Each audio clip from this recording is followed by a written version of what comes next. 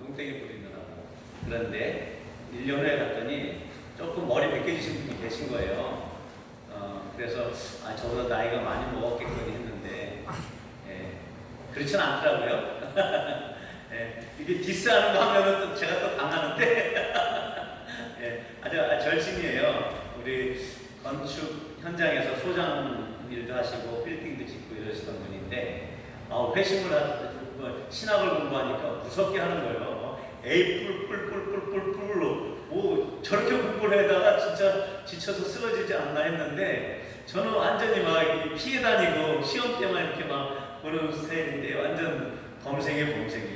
그래서 참 충성된 사람이구나. 그거 하나 보고 제가 오늘 이렇게 초청을 했습니다. 오늘 귀한 은혜의 시간 되리라고 믿고요. 강도사님 우리 모실 때 큰 박수로 우리 함께 초청할까요?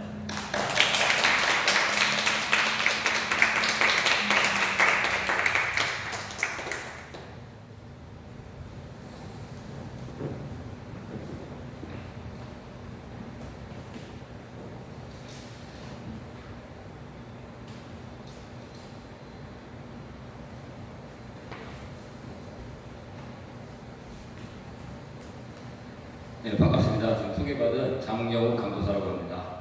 처음 뵙겠습니다. 사실은 이렇게 제가 회중석에 앉았을 때 박수 치는 거 별로 싫어했거든요. 자칫하면 사람이 또 우상화될 수가 있어가지고 근데 박수 받으니까 좋네요. 일단은 먼저 우리 성경 먼저 보시고 그 다음에 말씀을 한번 나눠보겠습니다. 오늘 보신 말씀은 요한복음 2장입니다. 요한복음 2장 13절부터 22절까지 말씀입니다. 잘 아시는 말씀인데요. 요한복음 2장 13절부터 22절까지. 우리 찾으시면 한 절씩 교독하면서 한번 읽어보겠습니다. 유대인의 6월절이 가까운지라 예수께서 예루살렘으로 올라가셨더니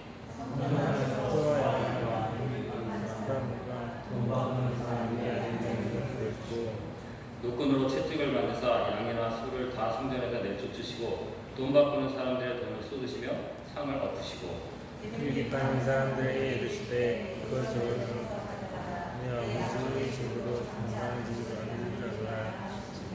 제자들의 성경 말씀에 주의 전을 사모하는 열심이 나를 삼키리라 한 것을 기억하라.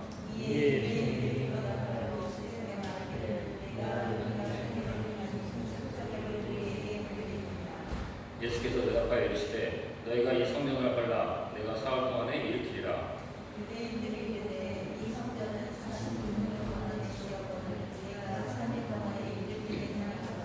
그러나 예수는 성전된 자기 육체를 가리켜 말씀하신 것이다. 함께 읽겠습니다. 죽은 자 가운데서 살아나신 후에야 제자들이 이 말씀하신 것을 기억하고 성경과 예수께서 하신 말씀을 믿었더라. 아멘. 다 아시는 말씀이죠?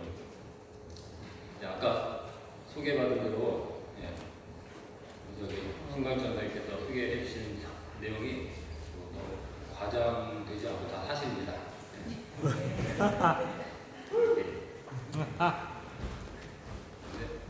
제가 참 존경하고 굉장히 처음 만났을 때 굉장히 푸근한 인상이고요. 유머감각도 뛰어나시네요. 그리고 또 이제 세대차 없이 허물 없이 지내시는. 그래서 아마 저는 좀 낯을 많이 가리거든요. 우리 신광 전사님 많이 다가와 주시고 때에 따라 저를 좀 많이 도와주셨어요. 그래서 제가 참 그 은혜를 어떻게 갚아야 되는데 갚을 길이 없을 것 같아요. 제가 좋아하고 참 존경 받으실 만한 그런 분이고. 아멘. 주여. 불러주셔서 참 감사하고요. 우선 모르겠습니다. 저 이제 다 같은 기독교라고 해도 하나님을 믿는다고 해도 색깔이 다 틀리잖아요. 그렇죠? 근데 이제 제가 어떤 부분으로 말씀을 전할까 생각을 하다가 저는 사실 약간 좀 보수적이에요. 보수적인 교단에서 자랐고 상당히 보수적인 교단이죠. 그래서 어떤 말씀을 전할까 하다가 또 너무 보수적으로 하는 것도 그렇고 또 너무 리버럴하게 하는 것도 그렇고 약간 그냥 중간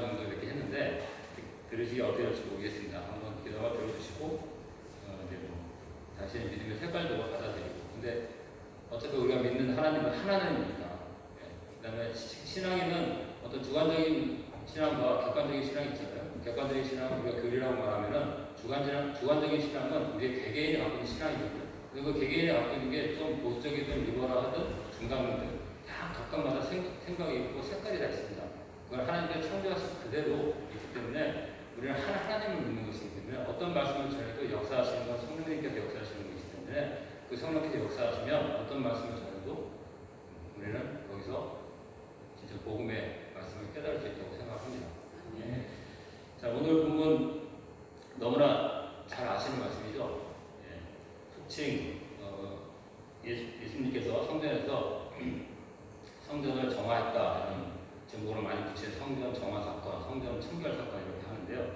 오늘 본문의 배경은 주후 한 27년경에 예루살렘 성전에서 일어난 사건의 기록의 내용입니다.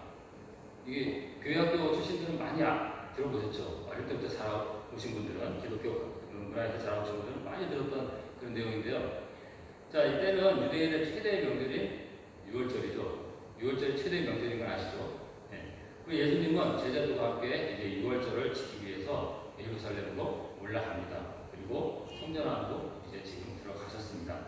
그리고 성전으로 들어가신 예수님은 하나님과 백성이 만나는 그 성전에서 지금 일어나는 광경을 딱 보신 거죠. 어떤 광경이 있었을까요? 그리고 예수님의 행동에는 분노를 표출하셨습니다. 유대인들이 성전을 지금 장사하는 집으로 만든 거죠. 이스라엘에게 있어서 성전이 어떤 곳인가요? 모세의 장막으로부터 시작해서 제1성전과 제2성전을 거쳐서 지금 헤롯 성전이 46년째 지금 짓고 있는 겁니다. 보수 공사를 하고 있는 거죠. 이 헤롯이 유대인들이 환심을 사게 되고요. 자기가 유대의 분봉왕으로 가려면 유대인들은 환심을 사야 돼요. 근데 이 헤롯 출신이 누구냐? 이두메. 그렇죠? 에서의 후손이었습니다. 에서가 누굽니까? 야곱이죠. 야곱의 형. 야곱의 형인 에서의 이 이스라엘 백성들이 자신은 야곱의 후손인데 야곱의 형인 에서의 지배를 받는다는 게 이건 말도 안 되는 겁니다. 그러니까 헤롯이 한심을 당해서 지금 성전을 지금 수리를 해주는 거죠. 자, 그리고 이 성전은 이스라엘에게 있어서 여호와의 임재와 영광이 머무는 곳이죠. 이것을 히브리 말로 쉔티나 사상이라고 합니다. 여호와의 임재, 여호와의 영광이 바로 그 지성소에 머무는 겁니다. 그리고 이들과 영원히 함께 하시겠다는 여호와 하나님의 약속이 있는 장소였습니다. 신앙의 핵심이죠. 자, 이렇게 거룩하게 구별된 성전이 인간의 탐욕으로 지금 얼룩져 있습니다. 예수님께서 그것을 보신 거죠. 자, 우리 성경 전체를 통해서 예수님께서 화내신 장면을 본 적이 있나요? 어디서 보셨나요? 지금 딱 이 장면에서 화내죠.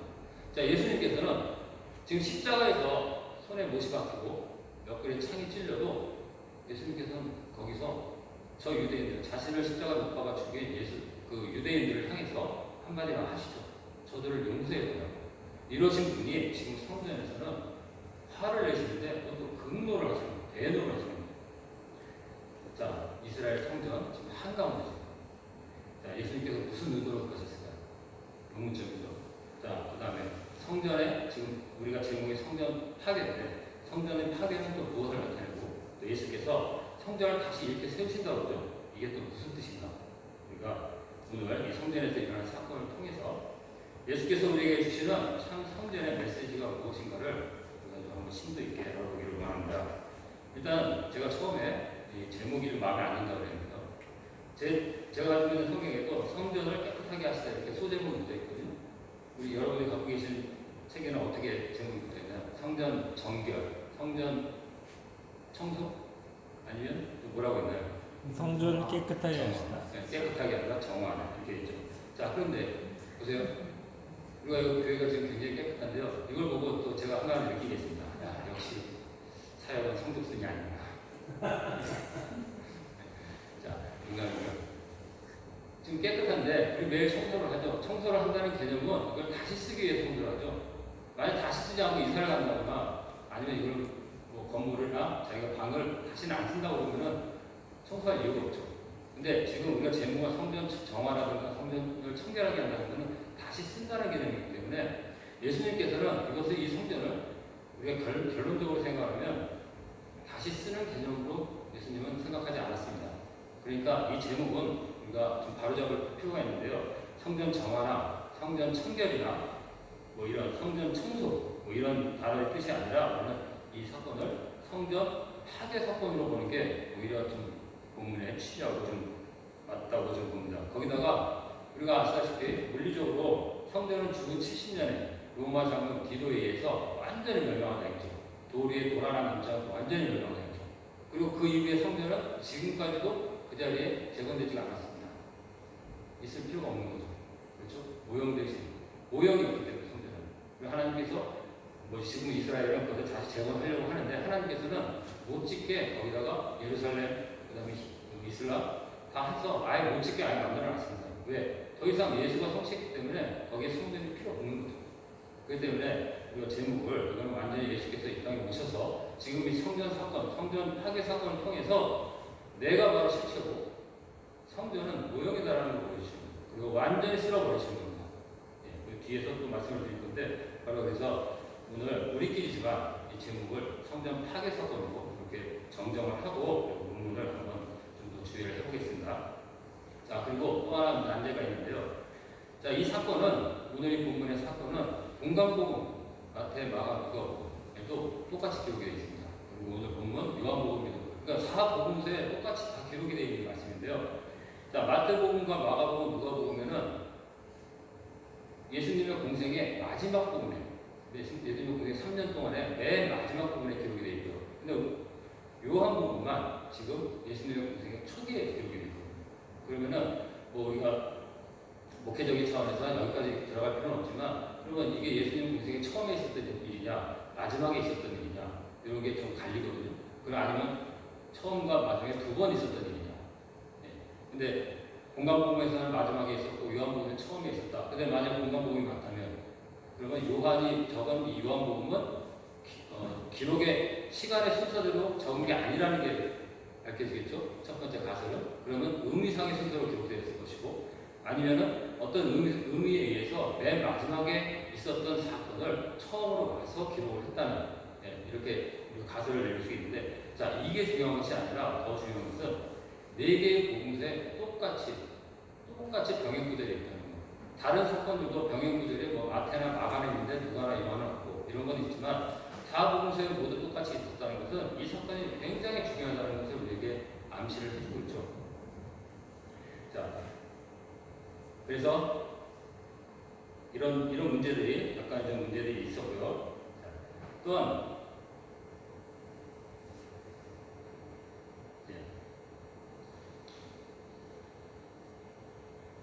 자, 성전에 아까 초두에 말씀드렸듯이 자, 이게 두 번 있었던 사건이라는 겁니다. 정말 이 사건이 중요하다는 것, 그리고 성전이 중요하고 성전이 가르쳐주는 것이 무엇인지 이게 중요한 거예요. 그렇다면 성전의 실체는 무엇인가? 이거 이렇게 유출을 해볼 수 있죠. 그렇지만 지금도 이스라엘의 유대인들은 아직도 성전에 목을 메고 있어가지고 성전을 지어서 거기서 제사를 지내야만 메시아가 도래야 한다는 이 사상을 아직도 잡고 있어요. 그렇죠? 지금 2020년에. 하지만 2020년 전에 예수께서 오셔서 성전이 예표하는 것은 바로 나다. 내가 오로서 성전은 이미 끝났고 내가 성전이다. 말미에 제가 또 말씀드리겠지만 이 성전은 하나님의 여호와의 영광이 지금 그 자리에 임재하는 곳인데 이 성전이 그럼 없어졌으면 그 영광은 지금 도대체 어디에 있는가? 유대인들은 지금도 아직도 헷갈려하고 있어요. 도대체 쉐키나 하나님의 영광은 도대체 어디에 있는 것인가? 성전이 없어졌다면 어디에 가는 것인가? 하지만 분명히 하나님의 영광은 우리 곁으로 오신 거죠. 좀 나중에 다시 한번 말씀드리겠습니다. 자, 본문 13절을 한번 보시면은 예수님은 유대인의 명절이 6월절을 지킬 예루살렘 거 지금 올라가시죠. 유대인들은 니산월이라고 해서 니산월이라고 해가지고 우리 태양력으로 해서 4월이죠. 4월에 일주일간 6월절을 지킵니다. 자, 6월절 다 아시죠? 어릴 때부터 많이 배우셨죠. 6월절 어떤 절기입니까? 이스라엘이 출애굽할 당시에 10가지 재앙을 다 겪고 나서 장자에 대할 때 어린 양의 피를 인방과 문설주에 발라서 그것을 넘어가서 죽음을 면한 그것을 기억하는 절기이죠. 네. 자, 우리는 이 어린 양이 죄인들을 위해서 대신 죽으실 예수 그리스도를 예표한다는 것을 우리는 잘 알고 있습니다. 잘 알고 계시죠? 그리고 광야 시대에도 제사제도의 그 제물을 통해서 계속해서 예수 그리스도를 예표해 왔습니다. 그렇죠? 모형으로 계속 시청각 교육을 하나님께서 보여주신 거예요. 광야에서 계속 이스라엘 역사를 통해서. 그리고 그 제사제물이 바쳐지던 곳이 바로 하나님께서 만드시고 정하신 성전이죠. 출애굽 어린 양의 피로 죽음을 넘긴 그 이스라엘 백성들에게 광야에서 어린 양의 그 제물이 바쳐진 성막, 회막은 이스라엘 백성들의 여호와에 대한 신앙의 핵심이었습니다. 바꿀 수가 없는 거죠. 그리고 그들은 성막에서 그 제물의 피로 자신들의 죄가 속량받게 되고 용서를 경험하고 여호와 하나님을 만나는 장소였습니다. 그리고 성막은 시대에 따라서 솔로몬의 제1성전, 그리고 바벨론 포로 이후에 다시 제2성전으로, 그리고 지금 헤롯 성전으로 불려지면서 여전히 피의 제사가 계속해서 드려지고 있었던 거죠. 예수님께서 지금 이 성전에 들어오실 때까지. 하지만 이들은 오해하고 있는 것이 하나 있었습니다.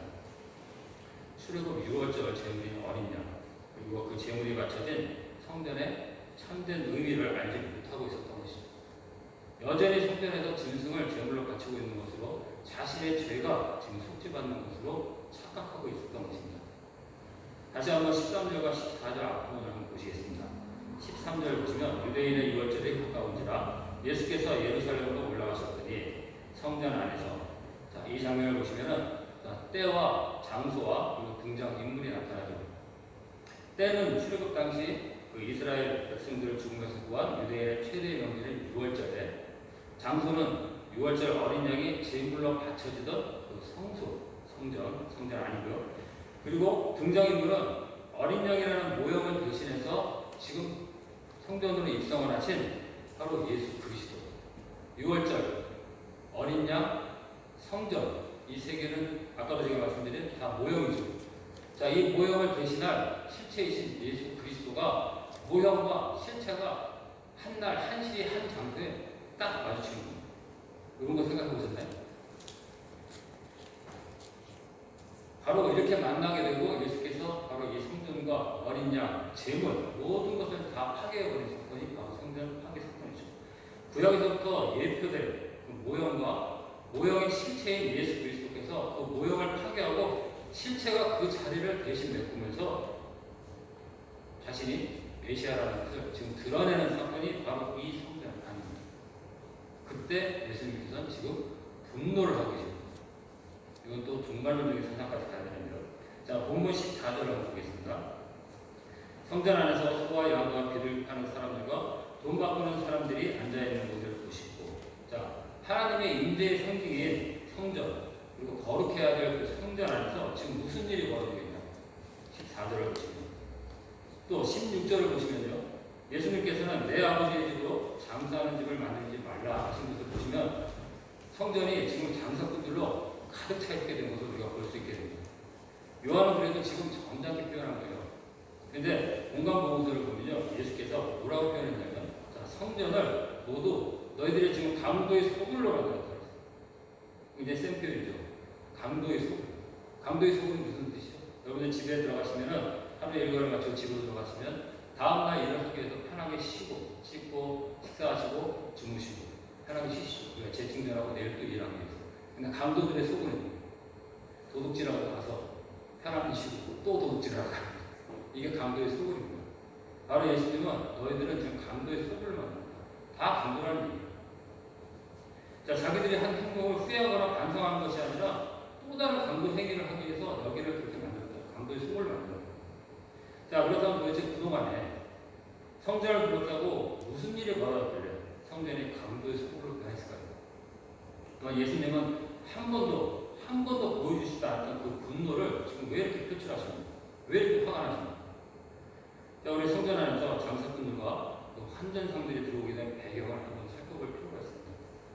자, 출애굽기 30장 13절에서 15절을 보시면은 유대인들 가운데 계수된 인구 조사를 하면 그 계수된 20세 이상의 성인들은 매년 반드시 성전세를 내게 되거든요. 자, 성전세는 한 사람당 머리당 반세겔을 내게 되어 있습니다.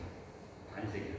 이 제도는 출애굽 당시부터 제정이 돼서 근 1000년, 거의 1500년 가까이 예수님이 지금 50대까지, 지금부터 2000년 전까지 계속 이어져 온 제도였습니다. 자, 바벨론 포로 이후에 많은 유대인들이 디아스포라라고 하는 많은 유대인들이 이방 지역으로 다 나왔죠. 그들도 제사를 지내러 왔습니다. 이스라엘로. 그때 갖고 온 돈이 어떤 돈이었을까요? 유대인들의 세계를 갖고 왔을까요? 그 나라 백성, 그 나라에서 통용되던 돈을 갖고 왔겠죠. 그러면 자연히 여기서 성전에서는 그 이방인들의 돈을 받지를 않았습니다. 왜 받지 않았냐면 이방인의 그 돈에는 이방인의 우상, 이방인이 믿던 신들의 그 조각이 동전에 들어갔죠. 우리도 500원짜리는 이순신이 아닐까요? 100원이 이순신이죠. 네. 각 나라마다 유명한 인물들 다 박아놨고 그 당시에는 자신들이 믿던 신 아니면 자신들의 왕 다 박아놨기 때문에 성전 안에 이방인들의 돈이 들어올 수가 없었습니다. 그래서 이들은 환전을 한 말이죠. 그럼 환전을 했을 때 1대1로 변했을까요? 거기에 수수료가 남겠죠. 그 수수료 장사를 이들이 했던 거죠. 그 수수료, 그 막대한 이익을 누가 챙겼을까요? 바로 대제사장의 가문이 독점을 했습니다. 얼마나 황금알을 낳는 그런 장사였어요. 자, 그런데 여기서 제가 여담을 하나 말씀드리면 예수님께서 마지막 공생의 마지막에 6월절 십자가에 체험 당하시기 그 바로 직전 일주일 전에 고난주간에 성전 안에 들어가시죠. 그 성전에서 유대 지도자들이 예수님께 물어봅니다. 예수님, 참 존경스럽습니다. 그런데 가이사에게 세금을 바치는 것이 좋겠습니까? 아니, 안 되겠습니까? 그래서 바쳐라 그래도 예수님이 걸리게 되고 바치지 말라 해도 양쪽에 어딘가 다 걸려서 이거를 걸어 넘어져서 예수님을 죽이려는 계략이에요. 근데 예수님께서 뭐라고 말씀하시죠? 가이가이 것은 가이가이. 그 전에, 그건 그 다음에 말씀입니다. 너희들에게 있는 동전 하나를 나에게 줍니다. 그랬더니 유대인들이 바로 동전을 꺼내서 예수님에게 전해줍니다.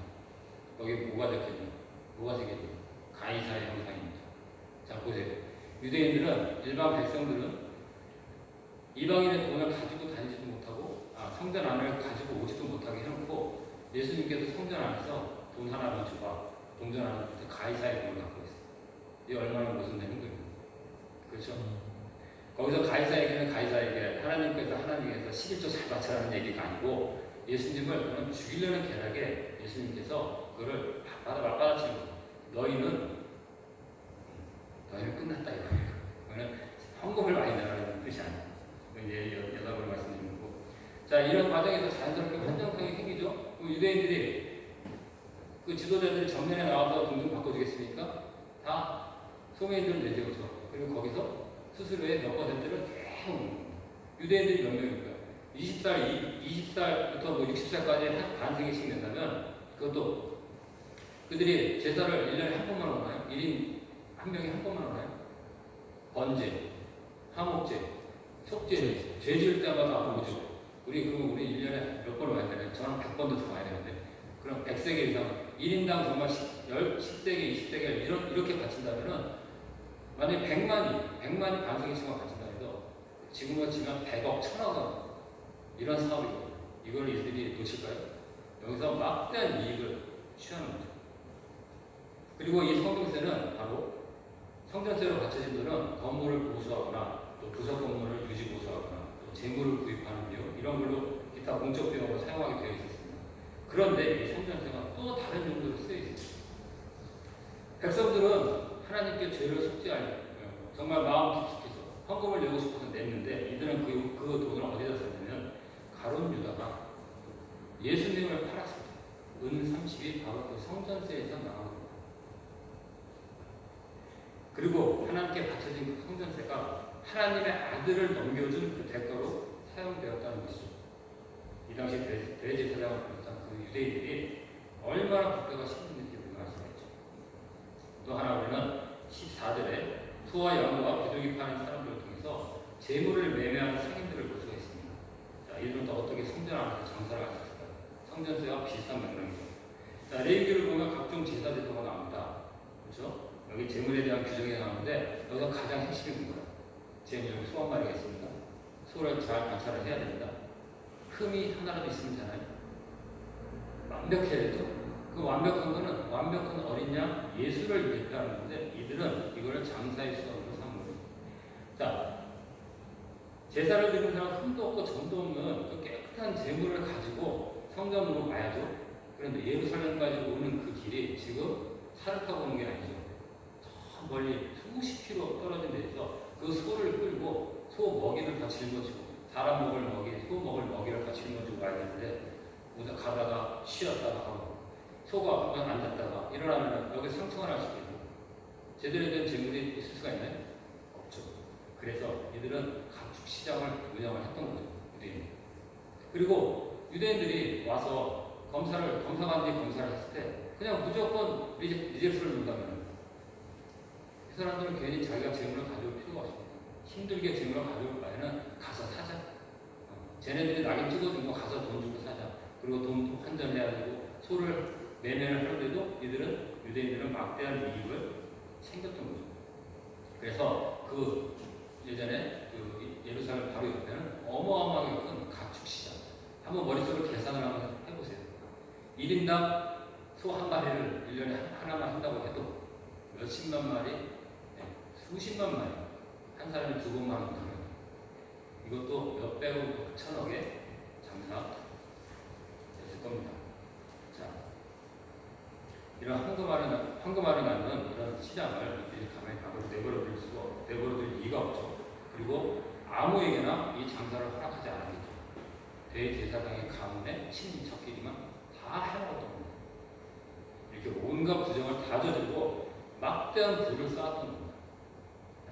자, 이와 같이 우리는 당시 성전 뒤에서 벌어지고 있었던 이러한 이권 사업을 통해서 이들 유대 지도자들의 극악한 부패와 이중성을 오늘 본문의 배경에서 성경에는 안 나왔지만 이 배경에서 보게 되고 있습니다. 자, 율법의 제도 뭐가 있었죠? 성전세 납부 제도를 통해서 이들은 이윤을 극대화하고 있었죠. 그리고 백성의 의무 뭡니까? 성전세와 또 제사 제도를 이용해서 부를 쌓고 있었습니다. 그리고 백성들에게는 철저하게 율법을 지키라고 강요했죠. 십계명 다 지켜야 됩니다. 안식일 철두철미하게 지켜야 됩니다. 금식을 지켜야 되고요. 헌금도 빠지지 말고 해요. 하지만 정작 이들은 율법도 무시하고 지키지도 않으면서 도덕과 윤리, 아니 최소한의 직업 윤리도 없던 이런 유대인이었습니다. 정작 이들은 율법을 무시했던 예수를 안 믿는 거였습니다. 이런 배경에서 15절과 16절을 보시면 예수님께서 분노하시면서 짐승들을 다 내쫓으시고 상을 뒤엎으시고 장사꾼들과 환전형들은 다 내쫓으시는 장면을 우리가 보게 됩니다. 자, 우리는 이 장면을 주목할 필요가 있습니다. 서두에 제가 모형으로 대표되는 유월절, 그리고 모형으로 대표되는 어린 양, 모형으로 대표되는 성전, 이 세 가지가 실체로 대표되는 그 예수 그리스도와 한 자리에 만나는 장면을 우리가 보고 있다고 했죠.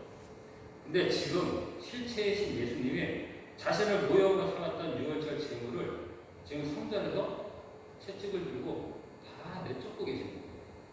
그림이 그려지시죠? 모형과 실체가 만나는 장면에서 지금 모형이 싹 물러가고 실체가 대체되는 그 상황입니다.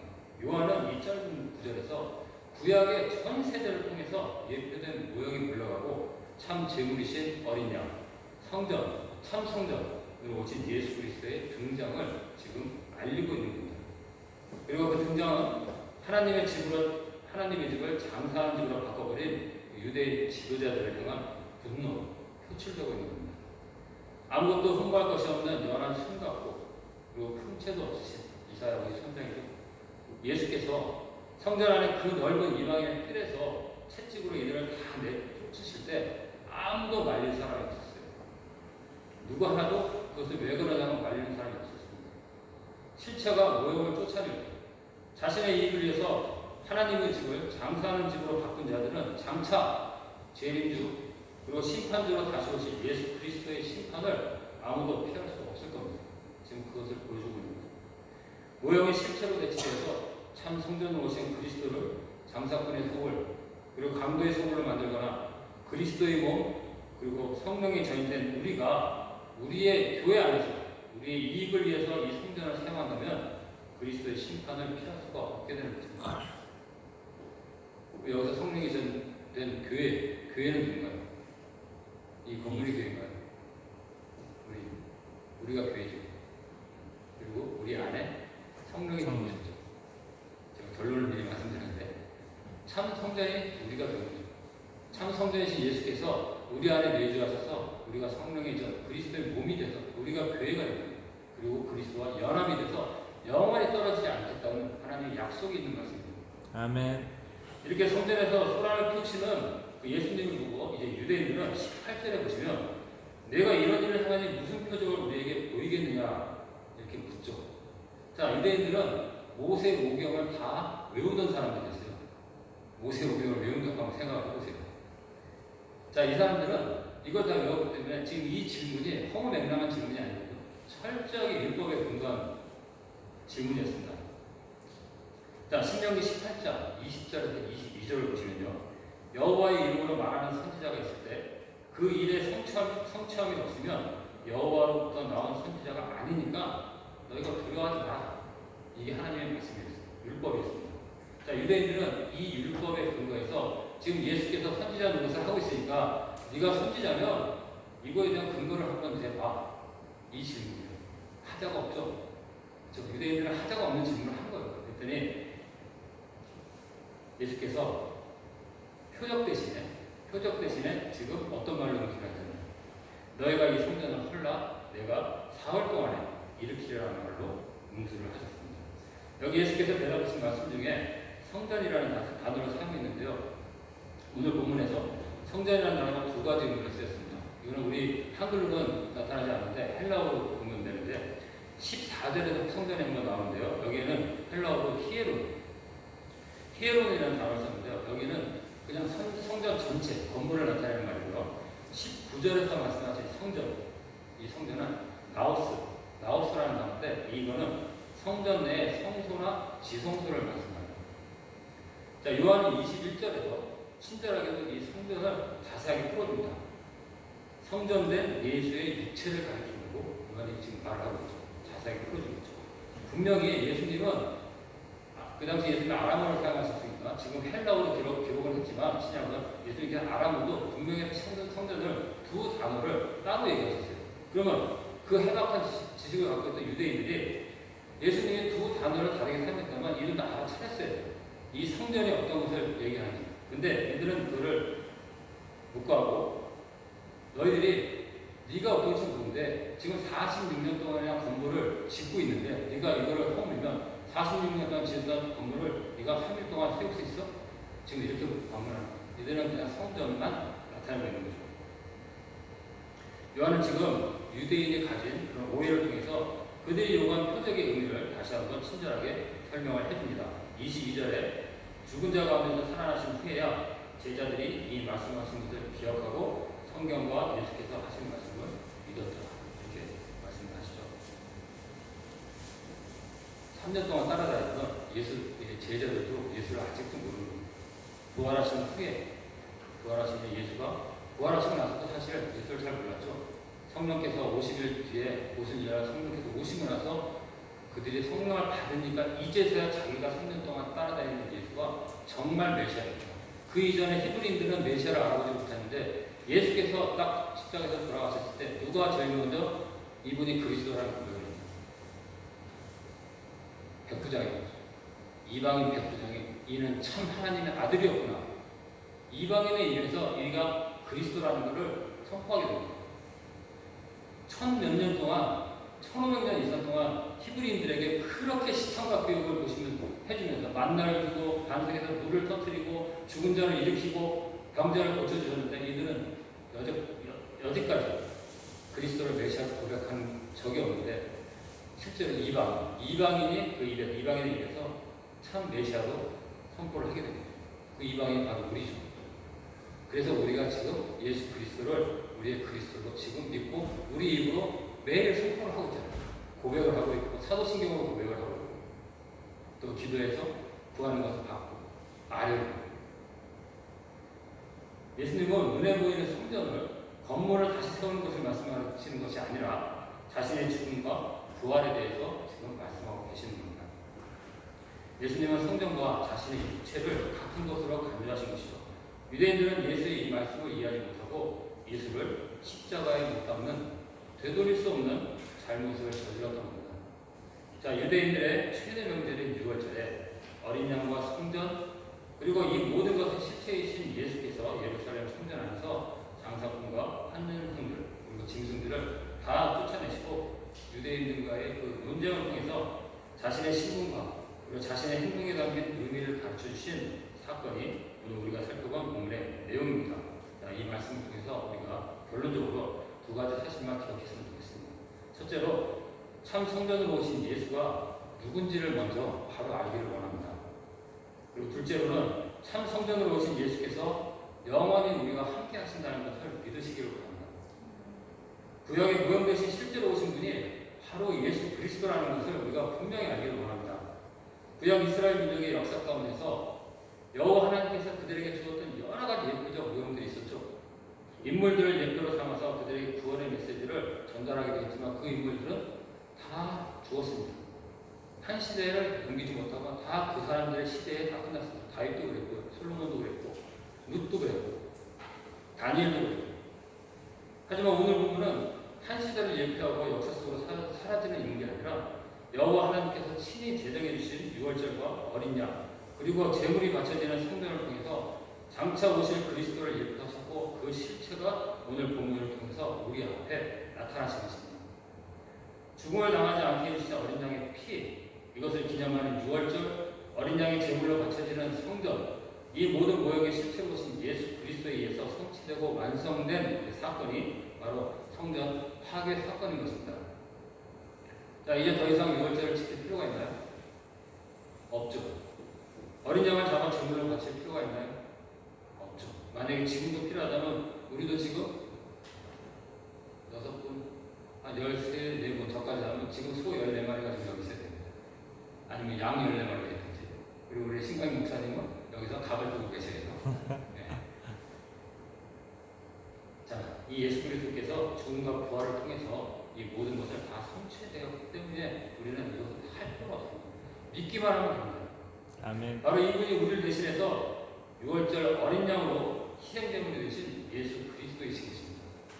이분이 참 성전이 되셔서 우리와 영원히 함께 하시겠다고 약속하신 예수 그리스도이신 것입니다. 바로 이분이 장사꾼들과 가득 차 강도의 소굴을 변한 성전을 보시고 이제는 우리 안에 내주하셔서 영원히 우리와 함께 하시고 다시는 우리와 분리되지 않기 위해서 우리와 영원히 연합하신 바로 그 예수 그리스도이신 것입니다. 그러면 하나 질문이 되죠. 그럼 그 예수님이 지금 어디 계십니까? 육체로 오신 예수님은 부활하셔서 승천하셨는데 그 예수님은 지금 우리와 함께 계시다는데 그 함께 계신 장소는 어디고 그 실체가 어디 계십니까? 우리의 마음에 계시나요? 이런 대목에서 우리가 철학자들한테 여지없이 깨져나가는 거예요. 철학자들이 반기독교, 안티기독교들이 이런 질문할 때 배운 법 없으니까 대답할 게 없으니까 얘네들 논리가 이거밖에 안 돼. 여지없이 깨져나가요. 그냥 막연히 우리랑 함께 계셔. 어디에 계시나요? 전도요에 있나요? 우리의 마음에 있는데 심장이 아니라 저 여기가 마음이라고 그랬는데 우리 내가 의사 앞에서 잘못 얘기한 거 아닌가? 맞아요? 우리가 생각하는 데가 여기 있는 마음이라고 뭐 심장이라고 그러면 우리가 마음을 이렇게 잡는데 그리고 성령께서 그리고 예수께서 지금 우리와 함께 계시고 우리에게 오셨다는데 도대체 어디에 어떻게 함께 계시는지 우리가 알 수가 있어요. 대답을 해요. 숙제를 얘기해 주니까 답은 목사님께 전사님께 제출하시기 바랍니다. 자, 주고 70년 여호와의 인재가 가득했던 것 여호와의 영광이 충만했던 성전이 로마에 의해서 완전히 파괴되었을 때 여호와의 영광과 인재가 영원히 떠난 것을 알았죠. 바벨론 포로로 들어왔을 때 주전 586년에 느부갓네살 왕에게 완전히 성전이 파괴됐죠. 그때 이스라엘의 사상이 싹섰던 사상이 뭐냐면 여호와의 인재는 지성소 안에 여호와께서 좌정하시는 장소인데 성전이 파괴됐으니까 이들은 의문을 갖게 돼요. 그러면 이제 여호와가 어디에 계시나? 이 지성소가 이제 없어졌는데 어디로 갔나? 이들은 여기서부터 다시 쉐키나 사상이 발전하기 시작한 거예요. 그들은 지금도 해답이 없어요. 왜? 장소적인 면에서 국한되는 거예요. 그래서 하나님은 시간과 장소에 구애받지 않으신 분이죠. 그렇죠? 그리고 예수 그리스도께서 2000년 전에 오셔서 입으신 그 사건이 왜 우리에게 여전히 유효할까요? 그분은 하나님이시기 때문에 시간과 장소에 구애받지 않고 영원전의 기억 속에서 현재 그 기억이 우리 속에서 지금 살아나서 그렇다고 정신이 살아나는 것이 아니라 실제 부활하신 것이 우리가 믿음으로써 우리 마음에서 좌정하신 성령께서 함께 그분이 기억나게 하시고 생각나게 하시고 잊게 하시기 때문에 우리가 예수 그리스도를 믿을 수 있는 겁니다. 우리의 노력이나 의지가 아니에요. 그래서 그것이 감동이 되고 감화가 되어서 예수 그리스도의 그 구원이 너무나 감격스러워서 너무나 감사해서 우리가 지금 찬양을 드리고 두 손을 높이 들어서 찬양을 드리는 겁니다. 찬양을 많이 해서 구원을 얻는 것이 아니라 구원에 감사해서 이게 주체할 수가 없으니까 찬양을 드리는 거죠. 기도를 하는 거죠. 기도할 수 없습니다. 기도하지 않으면 안 됩니다. 자, 예수 그리스도의 죽음과 부활로 참 성전이 다시 우리 마음에, 우리 속에 세워져서 우리와 영원히 함께 하십니다. 이제 우리는 예수 그리스도를 통해서 그분이 바로 하나님의 아들이시고 참 성전이 되신 예수 그리스도를 믿는 자에게 영원한 생명을 얻게 하시는 하나님의 깊은 사랑이 실현되고 완성된 것입니다. 참 성전으로 다시 세워진 그 예수 그리스도께서 하나님의 아들이신 것을 믿고 그로 인하여 영생을 얻게 하려는 것이 바로 참 성전으로 오신 예수 그리스도의 뜻입니다. 아버지의 명령을 다 이행하고 다 순종하고 죽기까지 순종하고 십자가에서 첫 번째 가상치란 다 아시나요? 가상치란 7가지 십자가상에서 7가지입니다. 첫 번째가 뭐죠? 용랑고기 갈성타. 첫 번째가 용서. 예수님은 십자가에 달렸을 때 첫 번째 하신 말씀이 용서인데 지금 이 유대인들은 용서가 안 되는 거예요. 성전 안에서 참 성전 예수 그리스도를 부인하는 자들에게는 최후의 심판이 있다는 거예요. 그것은 예수 그리스도의 극노의 대노의 분노로 호출됩니다. 그것은 장차 재림주로 오신 예수께서 심판주로 오셨을 때 지옥의 그 심판을 피할 수가 없는 것을 지금 예표하고 있습니다.